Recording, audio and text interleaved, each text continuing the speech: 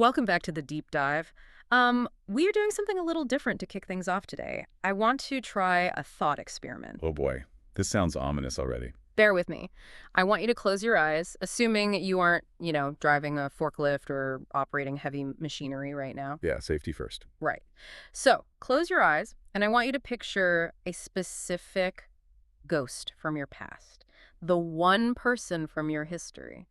The one who got away. Oh wow, okay. The one who broke your heart. The one where it just ended in an absolute disaster of miscommunication. You know the one. The big what if person. I think we all have a vague silhouette in mind for that one. Great. Now take that person with all that awkward tension and emotional baggage and imagine you were stuck with them in the brutal Red Rock canyons of Utah. Okay. There is zero cell service. There is a literal flesh flood bearing down on you. You have to solve ancient riddles written by a madman.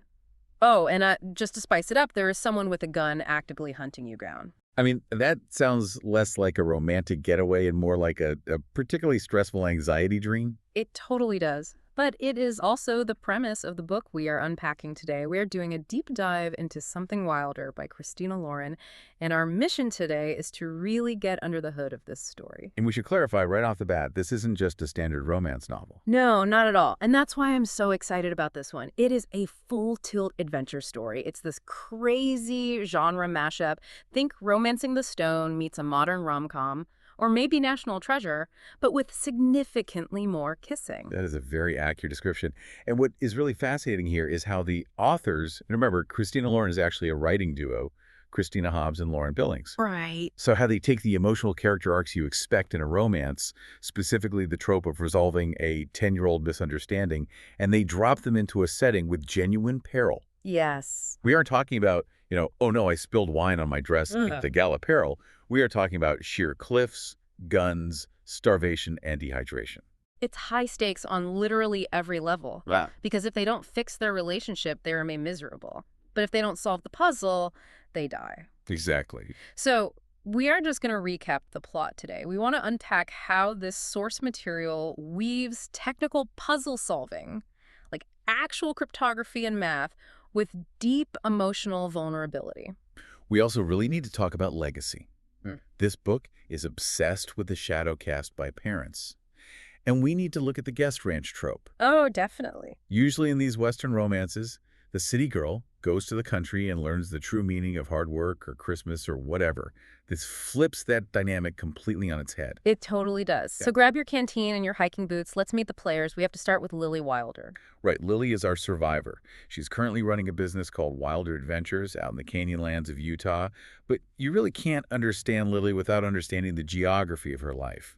Have you ever been to the Canyonlands? I have. It's alien, honestly. That's the perfect word. It's stark. Mhm. It's all red dust, towering mesas, these slot canyons that look like literal cracks in the earth. It is beautiful, but it is harsh. It doesn't care if you live or die.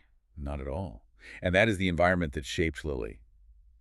But even more than the land, she was shaped by her father, Duke Wilder. Duke Wilder. I mean, that is a name that sounds like it belongs on a vintage movie poster. In the world of this book, it essentially did. Duke was an absolute legend. He was a treasure hunter, an explorer. He was completely obsessed with the local lore, specifically the idea that the outlaw Butch Cassidy hid a massive stash of gold somewhere in the Utah desert. Let's pause on that for a second, because that's a real thing, right? The Yeah. legend of Butch Cassidy's gold. Oh, absolutely.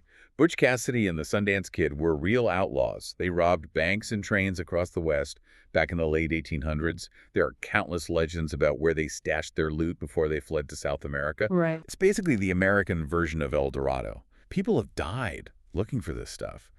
And in the source material, Duke Wilder is one of those guys who caught the fever. But being a legend doesn't automatically make you a great dad. Rarely ever. Yeah. The book paints Duke as notoriously absent.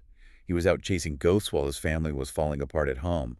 So Lily grew up in his shadow, but also in his wake. Yeah. He was reckless. And now, years after his death, Lily is dealing with the fallout of that.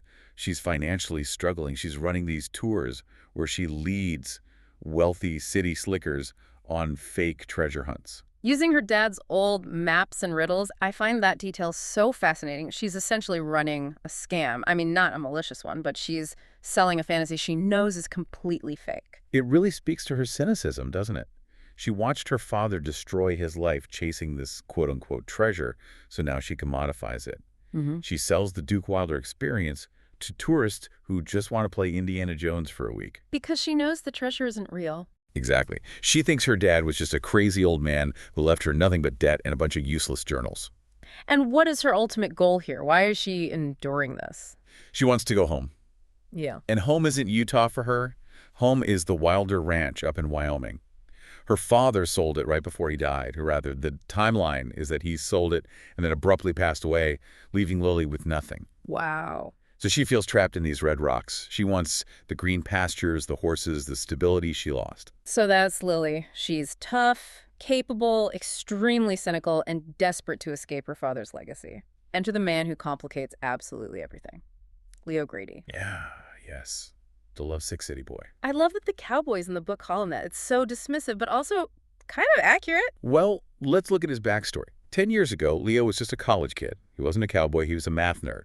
He took a summer job at the Wilder Ranch in Wyoming. And, as these things go, he fell incredibly hard for Lily. The source material actually gives us this prologue that is just, oof, it's pure distilled young love. Leo was totally willing to uproot his entire life to stay with her. He was learning to ride horses. He was becoming part of the ranch ecosystem.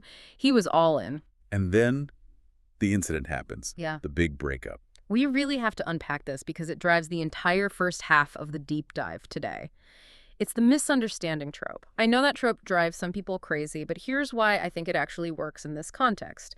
It's not just, I saw you hugging my sister from behind and thought you were cheating. Right, it's not a silly sitcom plot, it's systemic. Exactly. It's a tragedy of timing. Duke sold the ranch out from under Lily. She was completely devastated. And at the exact same time, Leo received news that his mother, back in New York, was dying. He had to leave abruptly. Right, but they didn't talk. The wires got entirely crossed. Lily thought Leo left because the ranch was sold. She thought he was just a tourist who wanted the cowboy fantasy, and the moment the ranch was gone, he bailed. She thought he abandoned her in her darkest moment.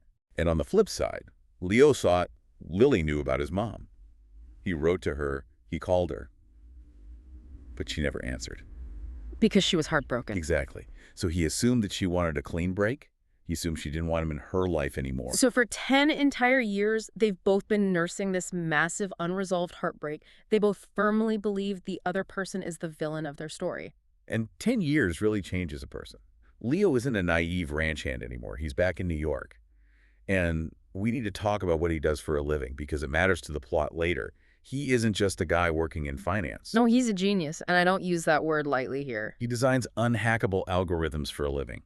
He is a high-level cryptographer. He spends his days living in the world of pure logic, numbers, and puzzles. He is responsible, loyal, and honestly, he is still completely hung up on Lily. He's never really moved on from her. So how do these two walking disasters finally reunite? Enter the guy's trip. Yes. Leo has this group of friends from college. And every single year, his best friend Bradley organizes a trip. Now, we need to talk about the group dynamic here because it's very specific. It's the classic bachelor party energy, even though it's not actually a bachelor party. Right. You have Bradley. He's the rich, impulsive, charismatic leader of the group. He's the one who books the tickets and makes the bold plans. Then you have Walter. Walter is the sweet one. He manages a pet wellness store. He's anxious. He's gentle. He probably brought, specialized organic trail mix. And then there's Terry. Ugh, Terry. Every group has a Terry. And if you're listening to this right now and you don't think your friend group has a Terry, you might actually be the Terry. Terry is the wild card. Oh. But not in the fun, let's go to Vegas and see a show way. He's the, let's bring a hunting knife to dinner way. He's a military cosplayer. Yeah. He's obsessed with weapons, tactical survival gear, and he is deeply, deeply obsessed with the legend of Duke Wilder. So Bradley books this trip to Wilder Adventures for the boys. Leo has no idea, I repeat, absolutely no idea, that Lily is the guide. He just thinks he's going to Utah to ride horses and disconnect from his stressful job. Imagine that scene. You get off the dusty bus in the middle of nowhere, the wind is swirling, and the person holding the clipboard, looking tough and professional, is the love of your life who you haven't seen in a decade. The person who you think intentionally broke your heart. The friction is immediate. It's palpable right off the page. Lily is ice cold. She has to be professional because she's the guide and he's the client. But inside, she is screaming. And Leo is just reeling. He's in pure shock. And this is where the guest ranch trope gets flipped. Usually the city person is totally incompetent and the rancher has to constantly save them. And at first, that's what it looks like. Lily and her business partner, Nicole, are the undisputed experts. They know the harsh terrain, they know the horses. Leo's just a guy in brand new hiking boots. But the dynamic shifts. And it shifts because of the catalyst that moves us into the real meat of the story. The fake treasure hunt stops being fake. It starts with Terry. Of course it does. Terry is taking the fake treasure hunt way too seriously. Yeah. Lily hands out these prop journals, just copies of her dad's rambling notes for the tourists to play with. But Terry finds something the others missed. He finds a highly specific clue, a map to something called Duke's Tree and a riddle about the belly of the three. And because Terry is obsessive, he pushes the group off the approved safe trail. They are hiking near a steep cliff edge. Tensions are incredibly high. There's a scuffle involving the journal. And then gravity takes over. Terry falls. It's a shocking moment in the narrative. Because up until this point, we are comfortably in a rom-com. We're dealing with awkward glances and, oh no, he's looking at me while I saddle the horse. And suddenly a man plummets off a cliff. The group genuinely believes he is dead. They saw him fall. And this is the major pivot point. The genre violently shifts from vacation romp to survival thriller. Panic sets in. And this splits the party. This is a classic adventure storytelling move. They can't all stay. Walter is having a full-blown panic attack. So Nicole, Lily's capable partner, decides to take Walter back to civilization to get help. Leaving Lily, Leo, and Bradley to continue the trek deeper into the canyon. The stated logic is that the route down into the canyon is faster than going all the way back, and they need to find the body or check for signs of life. But really, there is this underlying pull of the journal now. The stakes are suddenly life and death, so the riddle seems to carry a lot more weight. This is where we start to see the competence porn really shine. Can we talk about that term for a second? Competence porn? It's a very internet-native term, but it's incredibly useful. It describes the deep satisfaction of watching characters who are extremely good at their jobs do their jobs well. Right, like we love watching a brilliant doctor perform impossible surgery. We love watching a master mechanic fix an engine blindfolded. Exactly. In this book, we get a double dose of it. Lily is highly competent at survival. She knows how to read the sky for sudden storms. She knows how to handle the spooked horses. But Leo reveals he isn't just a clueless city boy. This is the exact moment the power dynamic shifts. They find a clue that just looks like pure gibberish. Lily completely dismisses it, but Leo looks at it and says, oh, that's a ROT cipher. Okay, stop. We need to deep dive this. Yeah. What exactly is our ROT cipher? Because the book throws this around, and I want to make sure everyone listening understands why this is such a cool moment. Right. So ROT stands for rotate. It's one of the oldest and simplest forms of encryption out there. It's also known as a Caesar cipher because Julius Caesar famously used it for his military correspondence. Well, how does it actually work? Imagine the alphabet written in a circle, A, B, C, all the way around to Z. To encode a message, you just rotate the circle a certain number of spots. If it's ROT1, A becomes B, B becomes C. Okay, so if it's ROT13. A becomes N. It's just shifting the letters forward. For a professional cryptographer like Leo who deals with quantum encryption and massive 256-bit keys on a daily basis, a ROT cipher it's like asking a Michelin star chef to make a basic peanut butter sandwich. It's absolute child's play for him. He solves it in his head instantly. And this signals to Lily that his brain works very differently. He isn't just the shy farm boy she knew 10 years ago. He has a specific kind of genius that perfectly matches her father's puzzles. It's the perfect complement. Lily provides the physical safety. She physically keeps them from walking off cliffs. And Leo provides the intellectual key to unlock the puzzles. And that is incredibly attractive to Lily, even if she really doesn't want to admit it. It changes the narrative in her head from, I have to babysit my useless ex-boyfriend, to we are actual partners in this. So they're trekking through the maze of the Canyonlands, and naturally, because this is at its heart a romance, we have to hit the forced proximity tropes. And the biggest one in the wild, the weather. You cannot have an adventure romance without a massive storm. It is practically a law of physics in this genre. A massive storm hits, and we aren't talking about a light drizzle. We are talking about a desert monsoon, flash floods. Let's talk about the geography of a slot canyon for a minute to understand the real danger here. A slot canyon is essentially a very deep crack in the earth. It might be only a few feet wide, but hundreds of feet deep. It's sculpted entirely by water. And because it's solid rock, the water doesn't soak into the ground. Right. If it rains heavily 5 miles away, all that water funnels into the canyon. It gathers immense speed. It picks up boulders and debris. It becomes a literal wall of water moving at highway speeds. You could be hiking under a perfectly blue sky and drown 5 minutes later. That is just terrifying. It really is. And that's exactly what happens to them. They have to cross the Green River or a wash feeding into it. Lily's the guide. She is totally used to being the strong one.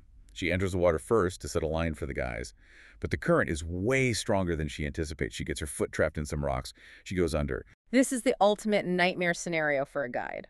She is drowning. The person who's supposed to save everyone else is the one who desperately needs saving. And Leo doesn't hesitate for a second. He jumps right in. He physically fights the current. He pulls her out of the water. I want to pause on the psychology of this moment. You mentioned earlier we should talk about trust in this book. Yes. There are two distinct kinds of trust at play here. There is cognitive trust, which is basically knowing someone is capable. I trust you to do the math. Leo proved that with the cipher. But then there is affective trust. That's deep emotional trust. I trust you to care about my well-being. I trust you not to let me die. And for 10 long years, Lily has entirely lacked that affective trust with Leo. She deeply believed he abandoned her when she needed him most. Exactly. Words are cheap. He could apologize for another 10 years and it wouldn't fix it. But jumping into a raging river, that completely overrides her logic. It reestablishes that primal safety. He risked his life to save hers. That breaks down her emotional walls in a way nothing else ever could.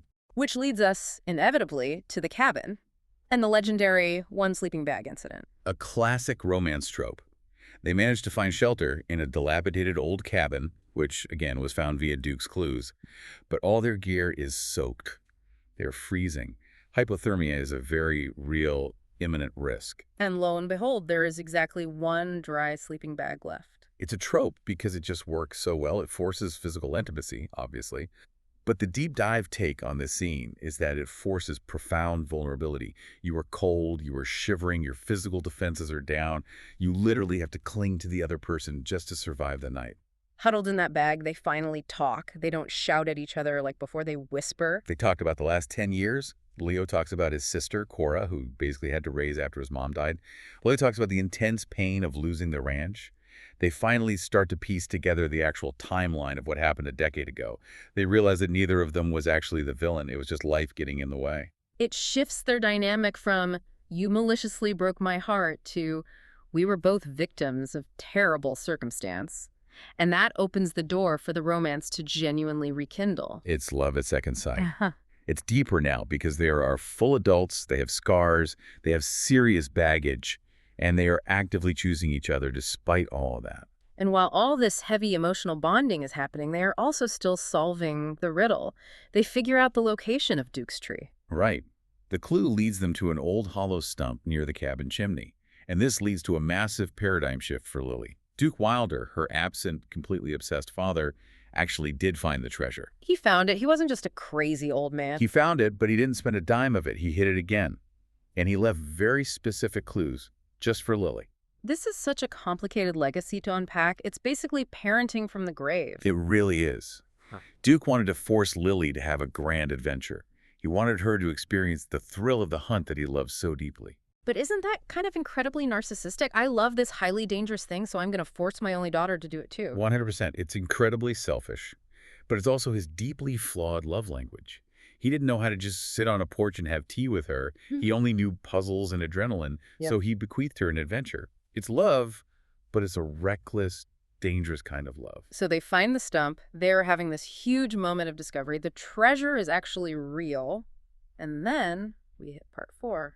The twist. The big villain reveal. We thought Terry was dead. We thought this was a survival story about man versus nature, but nature isn't the real villain here. Terry is alive. He totally faked the fall.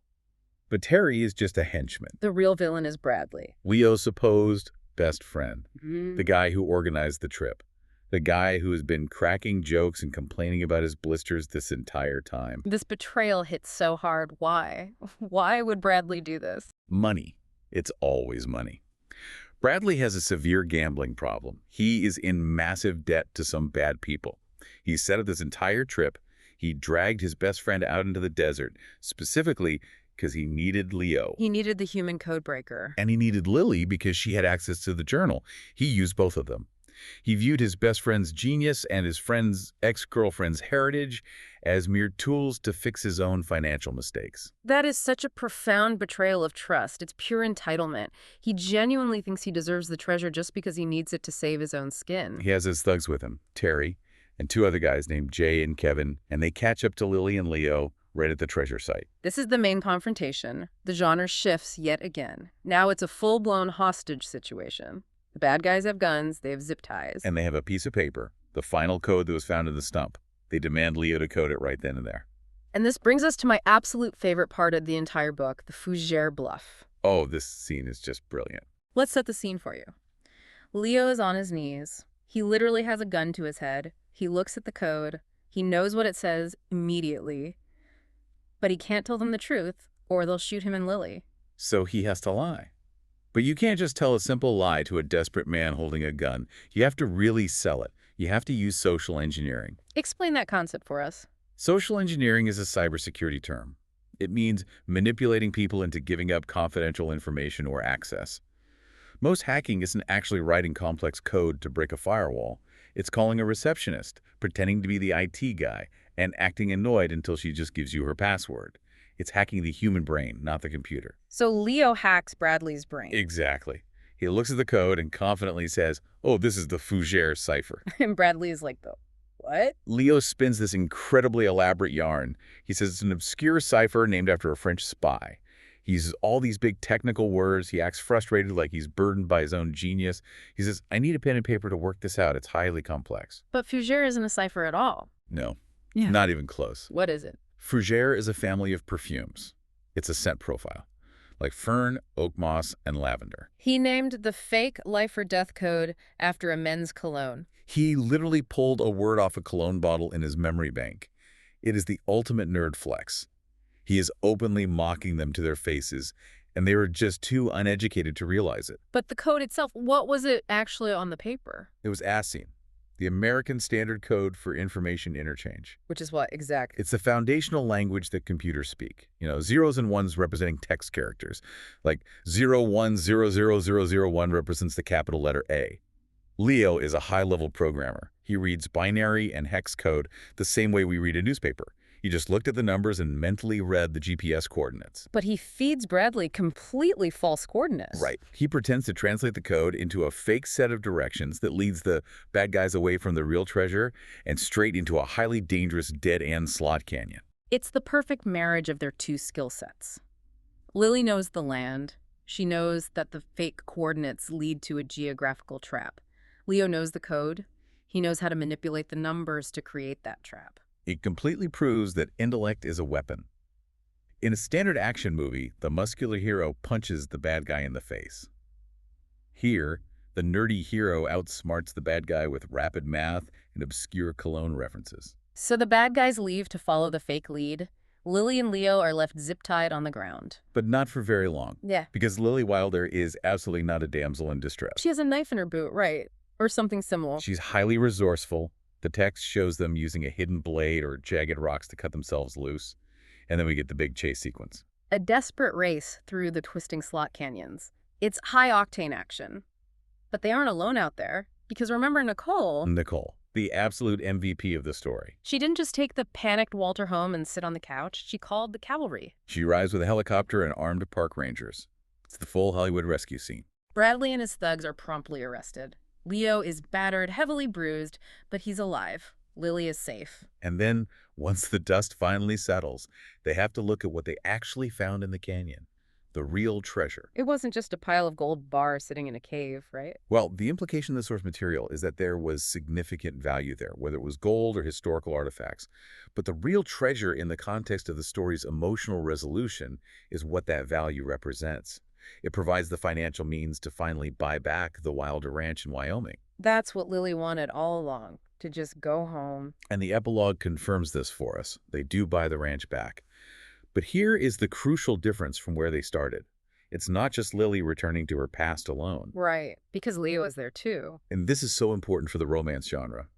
In a lot of older romances, one person gives up their entire life for the other. The city girl moves to the farm, or the country boy moves to the penthouse. But here, they compromise. They build a third option together. They run the ranch, but they don't just run cattle. They use the fame from the treasure discovery, because obviously finding Butch Cassidy's lost gold makes international news. They use that infamy to boost the ranch's tourism business. Which is incredibly smart. It allows them to hire managers and travel. Leo can still do his high-level cryptography consulting work remotely. Lily can have her beloved horses and wide open spaces. They synthesize their two worlds perfectly. And what about the family name? Wilder. Lily completely reclaims it. She stops resenting her father. She realizes she can be a Wilder without being exactly like him. She can have the thrilling adventure and the love and the stability all at once. She takes the good parts of his legacy, the curiosity, the grit, and she discards the toxic abandonment parts. That is a very healthy place to land emotionally. So zooming out on all of this, we've survived the canyon. What are our big takeaways from Something Wilder? First and foremost, it's a total masterclass in genre blending. If you like intricate puzzles, you'll genuinely like this book. If you like swoony romance, you'll like this. It really respects the intelligence of the reader. The puzzles are mathematically real. The authors clearly did their homework on the cryptography and the geography. And the competence kink. I'm definitely sticking with that term. It is just so deeply satisfying to watch highly competent people win against incompetent, entitled people. Watching Bradley fail because he's arrogant and lazy is deeply cathartic. Absolutely. It validates the idea that acquired skills actually matter, that being a dedicated nerd matters, that knowing how to start a fire in the rain matters. And finally, the romance itself. It's very grounded. It's not a fairy tale love at first sight. It's love at second sight. It's earned. They definitely earn their happy ending. They literally walk through fire, well, a massive flood to get to it. Which brings us to our final thought for today. I want to leave you with a question to ponder about legacy. Duke Wilder left Lily a literal treasure map. It was framed as a gift, but it was also a massive burden. It almost got her killed. So I want you to ask yourself, how much of your parents' unfinished business are you currently carrying around? Are you out there chasing their ghosts? And if you are, is it finally time to put down their map and chart your own course? That is definitely something to chew on. Maybe don't go hiking in a remote slot canyon while you think about it, though. Stay on high ground. Very sound advice. Thanks for joining us on this deep dive. We'll see you next time. Stay wild.